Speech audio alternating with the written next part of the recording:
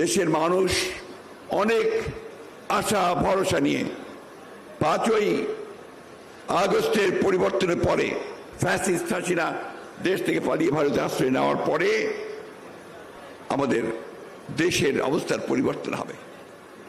অতি দ্রুত দেশে জনগণের ভোটাধিকার ফিরিয়ে দেওয়া হবে এবং জনগণ তাদের ভোটাধিকার প্রয়োগ করতে পারবেন। প্রয়োগ করে তারা তাদের প্রতিনিধি নির্বাচিত করতে পারবেন এবং গণতন্ত্রকে তার অভিষ্ট লক্ষ্যে পৌঁছানোর চেষ্টা করবেন। গণতন্ত্রের চর্চা হবে। কিন্তু আমরা দুঃখের সঙ্গে দেখছি এখন পর্যন্ত সেই লক্ষ্যে আমরা সুস্পষ্ট কোন নির্দেশনা পাচ্ছি না।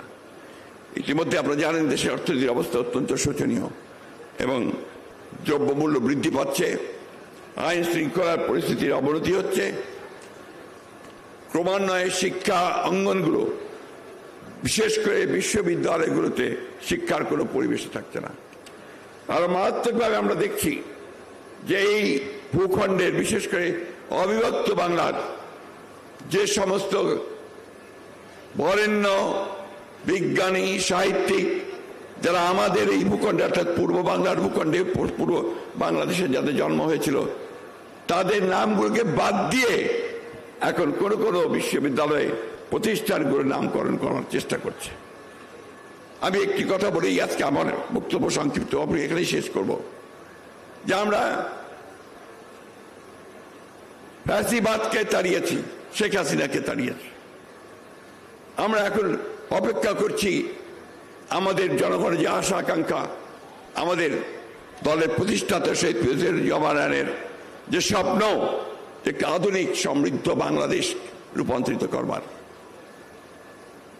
সেই গণতন্ত্রকে বিঘ্নিত করার জন্য, তাকে বাধা প্রদান করার জন্য আজকে একটি গোষ্ঠী, একটি মহল বিভিন্নভাবে চক্রান্ত শুরু করেছে। ফ্যাসিস্ট শেখ হাসিনা বিদেশে গিয়ে তিনি সেই চেষ্টা করছেন এবং বাইরে থেকেও চেষ্টা করা হচ্ছে। একই সঙ্গে দেশের অভ্যন্তরীণ অবস্থায়ও কিছু কিছু ব্যক্তি গোষ্ঠী তারা ভুল ব্যাখ্যা দিয়ে জনগণকে বিভ্রান্ত করার চেষ্টা করছে। আমাদের বক্তব্য আমরা বিভিন্ন সময় স্পষ্ট করেছি। মূল বক্তব্য রাখবেন আমাদের দলের ভারপ্রাপ্ত চেয়ারম্যান, আজকে সভাপতি জনাব তারেক রহমান সাহেব। আমি শুধু এইটুকু বলতে চাই যে আমরা অনেক ত্যাগ স্বীকার করেছি, আমাদের ইতিমধ্যে অনেক মানুষ চলে গেছেন, আমাদের ভবিষ্যৎ অনিশ্চিত হয়ে আছে, আমাদের অনেক যুবক ছেলেরা তারা চাকরি পায়নি, আমাদের অনেক নেতা কর্মী তারা পালিয়ে ঢাকায় এসে রিক্সা পর্যন্ত চালিয়েছেন।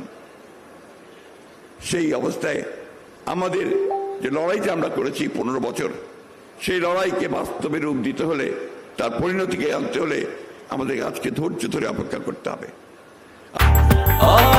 ব্রেকফাস্ট, টিফিন কিংবা স্ন্যাক টাইমে মজাদার আয়োজন মানে অল টাইম ব্রেড।